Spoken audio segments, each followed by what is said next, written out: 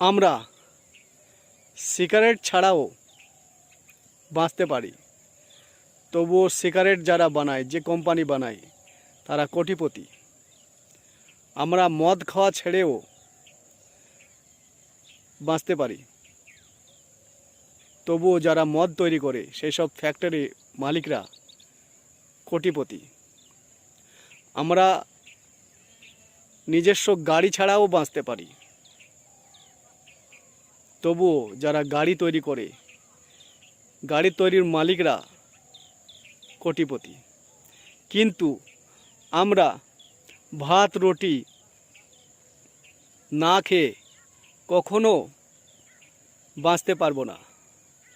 তার সত্ত্বেও ভাত রুটি যে মূল উপাদানটা যে ব্যক্তিরা তৈরি করে, যে কিষাণ তৈরি করে,